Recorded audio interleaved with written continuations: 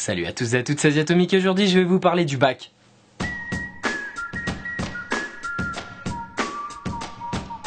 En France, tu tapes 15 ans de scolarité pour arriver jusqu'au bac, en passant par la maternelle, l'école primaire, le collège et enfin le lycée. Bon, je vais pas m'attarder sur les filières, t'as le baccalauréat général et technologique. Et le CAP? Mais ça n'a rien à voir avec le bac. Ah, ça reste un diplôme. C'est quoi le titre de ma vidéo? Le bac? Alors ferme ta gueule.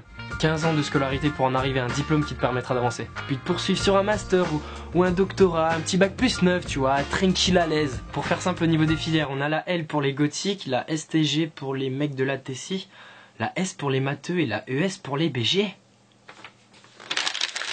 Tu te fous de ma gueule là. Tu me coupes la parole quand je parle et en plus de ça t'écris de la merde. Dégage! Donc concrètement pour le bac, je vais rien vous apprendre, faut s'y mettre dès le départ. Tu vas en cours, tu écoutes, tu prends des notes, tu rentres chez toi, tu taffes, t'as des résultats. Y a pas de surprise. Mais comme nous sommes généralement une génération de glandeurs, branleurs, paresseux, incapables, flemmards, mis à part occuper des chaises, envoyer des SMS, dormir, raconter sa life, si toi-même tu sais, à sa voisine, ah bah tu fais rien. Et donc vers la fin de l'année, vu que t'es un peu conscient, t'as vu, tu redescends sur terre. Et là tu te dis, ah la putain de sa mère, je suis dans la merde, il me reste un mois pour tout apprendre. Alors on inventa ceci. Les annales. Anal? Où ça, anal? L'avenir? Donc je disais, tout ce que t'as fait en un an, résumé dans ce livre. Et ça se vend comme des petits pains. La preuve, j'en ai acheté 3 et j'ai toujours pas mon bac, ouais. Parce qu'on pense que c'est une solution miracle, mais faut quand même s'y plonger un minimum. Bastien, j'espère que tu révises tes anabacs, hein. Je les ai pas achetés pour rien. Oui, t'inquiète pas. Bon allez, je m'en vais.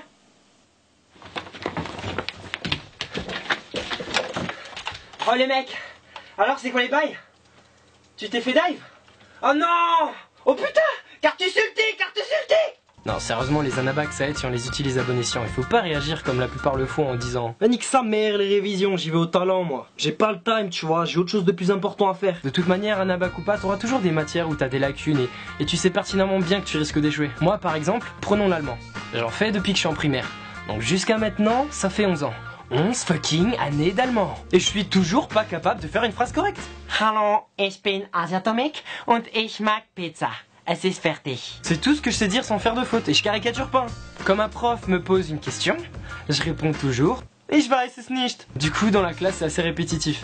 Wem hat sie geschrieben? Ich weiß es nicht. Wen hast du besucht? Ich weiß es nicht. Hast du verstanden? Ich weiß es nicht. Was willst du machen für deine Zukunft? Ich weiß es nicht. Bist du blöd oder was? Mais t'es sourd ou quoi? Ich weiß es nicht. Je comprends pas, putain. Tu comprends pas quoi dans ce que je dis? Regarde, je t'explique. Tu vois, ça c'est moi, ça c'est l'allemand. Lui il est là, c'est physiquement impossible. Ça se mélange pas. Ben l'allemand c'est pareil. Ça se mélange pas avec moi. C'est incompatible.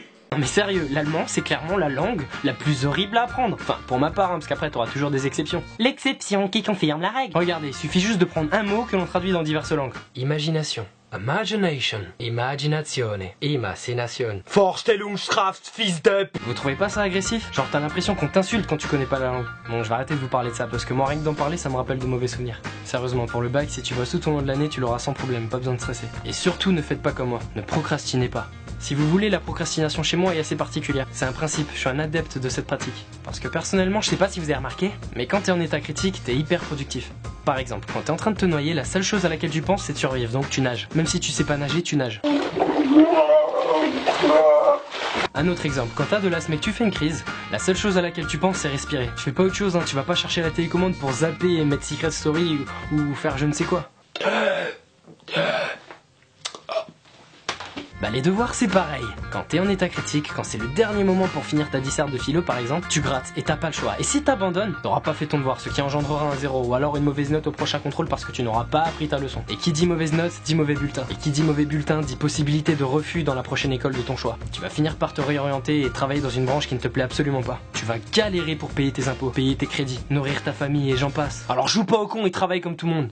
Fils de pute. Et n'essaye même pas de tricher le jour du bac. Parce que parfois, t'as des examinateurs, c'est des malades. Ils sont au taquet, le moins de gestes suspect, ils te capent direct. Direct.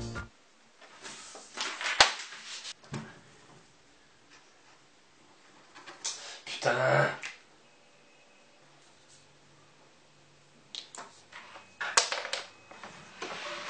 Oh, tu fais quoi là? Tu fais quoi là? Mais c'est juste ma carte. Il n'en restera qu'un, moi. Mis à part les conséquences que comporte la tricherie, il y a un truc cool qu'on peut faire durant les épreuves du bac. Manger. On peut apporter de la nourriture pour le bac, ouais. Mais c'est pas conseillé d'en abuser.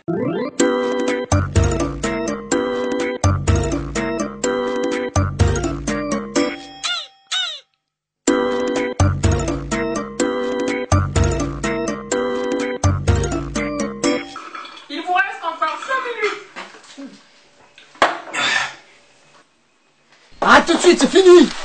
Oh, mais il restait 5 minutes. Ferme ta gueule. Bon, sérieusement, pour tous ceux qui passeront leur bac un jour, travaillez et faites des fiches révision sur toute l'année. Et vous aurez aucune raison de stresser lors des examens. No pain, no gain, ma gueule. Merci d'avoir regardé cette vidéo et si vous voulez me suivre, voici mon Facebook, mon Twitter et mon Instagram. Pense à partager cette vidéo, ça me fera plaisir. C'est tout pour moi. Bisous la famille. Toi, t'as eu ton bac ou pas? Ta gueule.